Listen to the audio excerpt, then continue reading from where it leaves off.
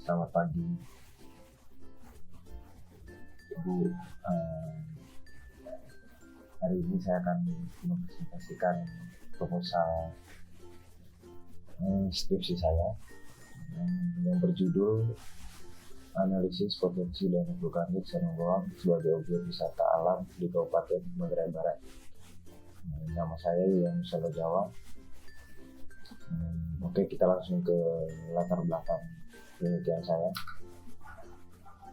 Indonesia merupakan kepulauan terbesar yang penuh dengan beragam budaya, suku, ras, agama, dan kekayaan sumber hayati yang beragam. Dan seperti yang kita tahu juga, kekayaan sumber daya alam yang ada di Indonesia dijadikan sebagai industri pariwisata dan sumber devisa negara.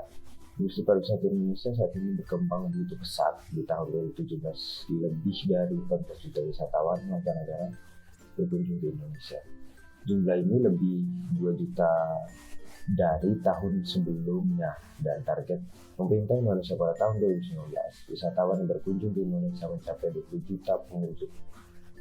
Dan pada tahun ini, data dari Badan Pusat Statistik Indonesia pada bulan Januari sampai Juni 2019 kunjungan wisatawan mencapai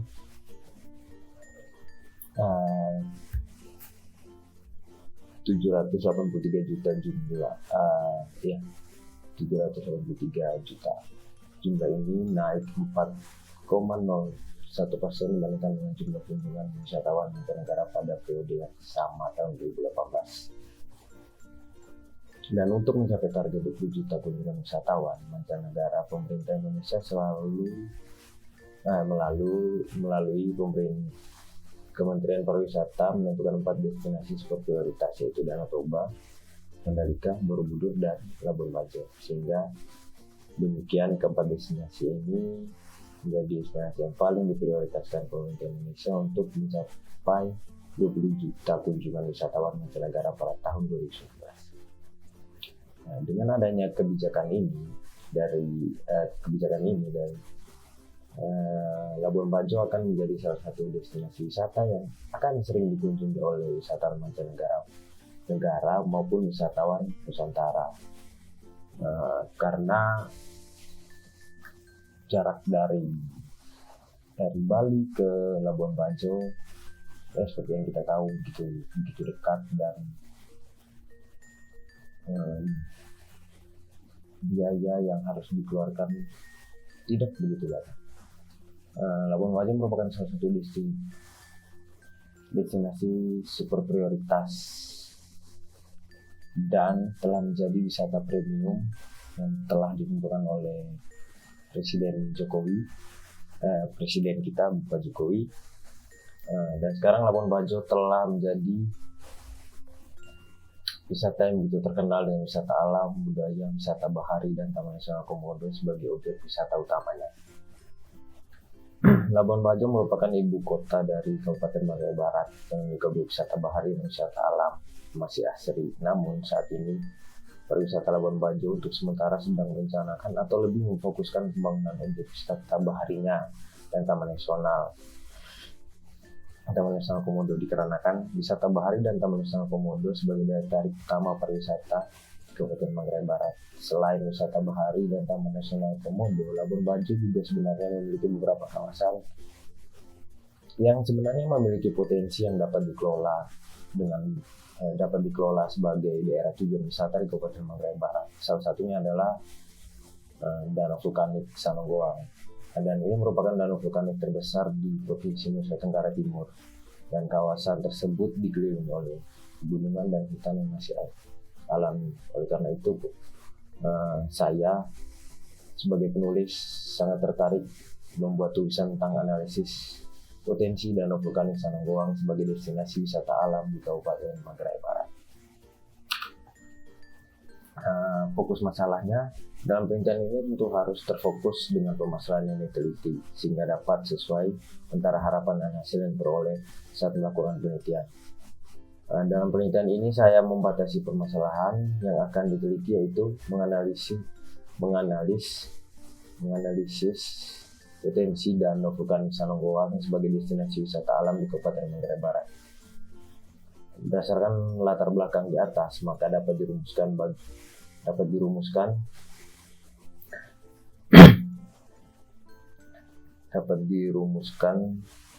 diarahkan untuk mencapai tujuan dengan rumusan masalah bagaimana potensi yang ada di Danau Vulkanik Sanonggoang sebagai destinasi wisata alam di Kabupaten Manggarai Barat.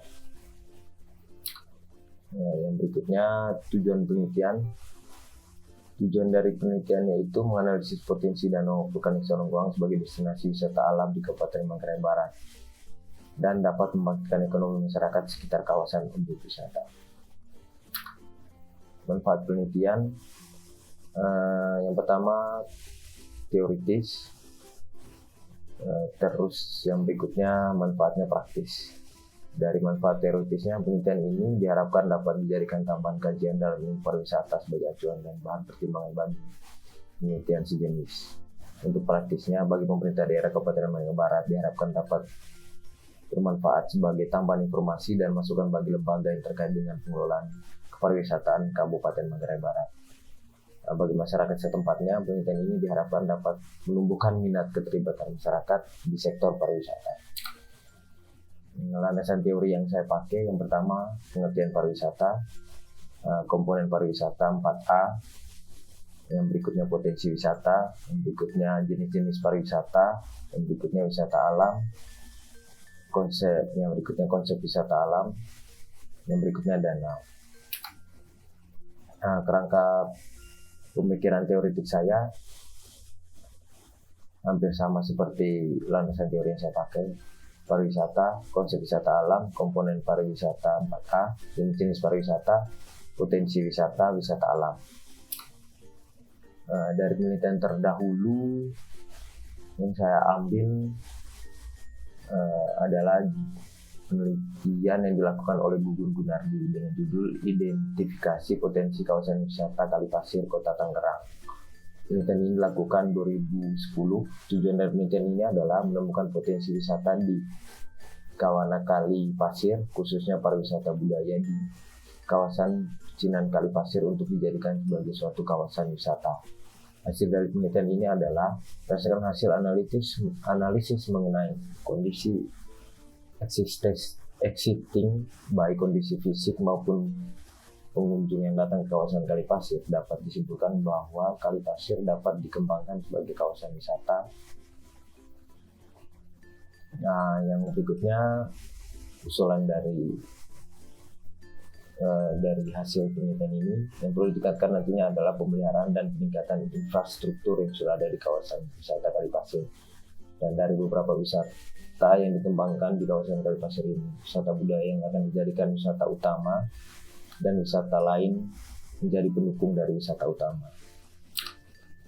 Penelitian yang berikutnya saya ambil penelitian yang dilakukan oleh Iswandi yang berjudul Analisis Potensi Pengembangan Ekowisata Pantai Mandeh Kabupaten Pesisir Selatan. Penelitian ini dilakukan tahun 2015. Tujuan dari penelitian ini mendeskriptifkan atau menganalisis dan mengidentifikasi dari perkembangan ekowisata berdasarkan faktor internal dan faktor eksternal. Hasil dari penelitian ini adalah analisis menunjukkan bahwa Pantai Mandeh memiliki potensi positif untuk mengembangkan ekowisata dan memiliki kesempatan besar dan kekuatan untuk digunakan sebagai ekowisata. Metode dan desain penelitian yang saya pakai menggunakan metode penelitian deskriptif kualitatif karena penelitian ini dapat menggambarkan fenomena yang terjadi di objek penelitian dan penelitian turun langsung ke objek penelitian untuk mendapatkan data sehingga peneliti sendiri dapat disebut sebagai instrumen penelitian atau alat pengumpul data yang mana dalam mengumpulkan data jenis penelitian kualitatif akan lebih fleksibel karena penelitian dapat menentukan responden sesuai dengan kriteria yang telah ditentukan sendiri sehingga nanti dapat menghasilkan data yang memuaskan. Penelitian kualitatif digunakan untuk meneliti pada kondisi objek yang alamiah, di mana penelitian adalah sebagai instrumen kunci. Dengan pengambilan sampel, sumber data dilakukan secara purposif dan snowball, teknik pengumpulan dengan ring ngawur. triangulasi atau gabungan. Analisis data bersifat induktif atau kualitatif, dan hasil penelitian telah menekankan makna daripada generalisasi. Diambil dari buku Sugiono 2011. Lokasi dan waktu penelitian. Dalam penelitian ini, lokasi yang saya mau teliti adalah Danau Vulkanik Sananggoang yang terletak di Desa Wansano, Kabupaten Manggarai Barat, Nusa Tenggara Timur. Rencananya penelitian ini dilakukan pada bulan Juni sampai Juli 2019 untuk mendapatkan data yang sesuai sebagai pendukung penelitian. Teknik cuplikan yang saya pakai, pemerintah Kabupaten Manggarai Barat melalui Dinas Pariwisata dan Kebudayaan Kabupaten Manggarai Barat. Berikutnya masyarakat lokal sekitar objek penelitian.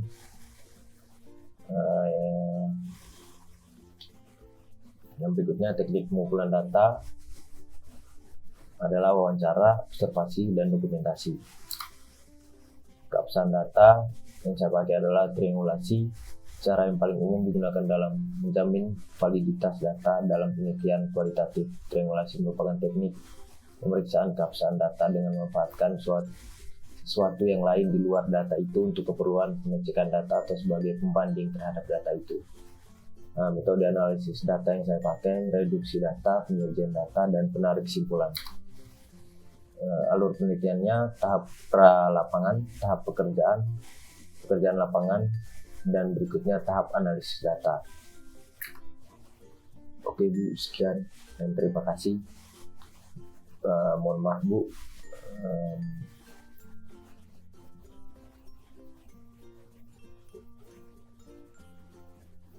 mungkin hanya ini saja, dan mohon